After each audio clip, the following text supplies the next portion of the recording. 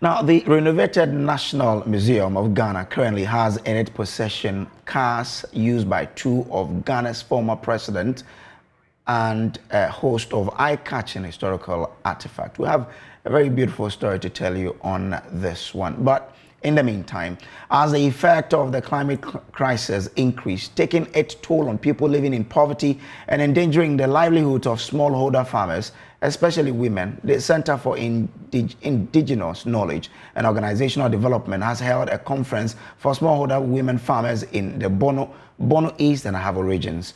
The meeting, held under the theme Building Resilient Livelihoods for Women and Smallholder Farmers through the agroecology, is to, among other things, give the women group the opportunity to share their experiences on agroecology, as well as discuss challenges facing them and propose strategies aimed at addressing them. And it's Anas Sabet has more. Women are key actors in Ghana's agricultural sector, where they constitute more than 50% of the labor force and produce about 70% of the country's food stock.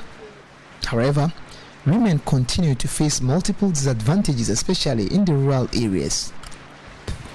To help empower this marginalized group and encourage them to adapt to agroecological farming methods, which is one of the surest ways of combating climate change and addressing food security, the Center for Indigenous Knowledge and Organizational Structure, with support from ActionAid and the Alliance for Food Sovereignty in Africa, held a conference for smallholder women farmers in the Bono East and Ahafo regions. Wilberforce Latte is a Deputy Executive Director for the southern part of the country at SECOD. About 5 years ago, we started, together with ActionAid and Peasant Farmers Association of Ghana, we started working on promoting agroecology. So last year, we brought together the women farmers, or the women counterparts of the members of the agroecology movement in the transition zone. But this year, again, in collaboration with ActionAid, we are organizing this meeting and to look more at the practical things, when it comes to soil fertility management, when it comes to pest management. What are the critical things that has to be done? This women group used the opportunity to share their experiences on agroecology, as well as challenges facing them, and proposed strategies aimed at addressing them. They have quite a lot of experience. In fact, as part of the program, we gave them the opportunity to share their experiences, and they did. I mean, it's remarkable. Some of them are using tobacco, neem, and garlic to ward off pests, from their crops. And there are a lot of knowledge. Where we have gotten them to now is how can they put the knowledge into practice.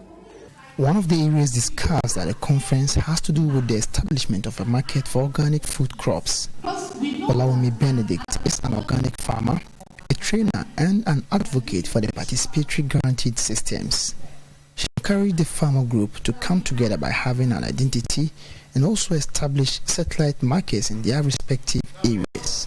We all know that organic is more expensive than conventional. So how do we encourage them to continue to do organic if they are selling at the normal market? So we have come to tell them that they can have segregated market all over, but they need identification. They need to be identified with something. And the only tool for certification all over the world is called PGS. The group were then taken to a demonstration farm at Country Number 2, where they received the practical knowledge on some agroecological farming methods. They share with us what they learned in the process. In fact, what we can, so many things, a lot of deliberations, experience sharing, like whatever is transpiring on each other field. In terms of our preparation to shun away pests from our vegetables.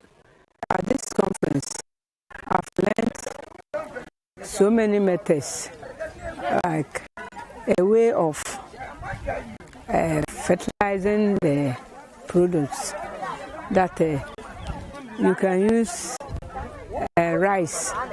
You soak the rice overnight. Then you pour the water out of it, add sulfur. You spray your produce with it. Programs Officer at ActionAid Ghana, Yahose Boateng, admonished government to address the poor road networks linking farming communities to major market centers, as it remains one of the key challenges facing smallholder farmers.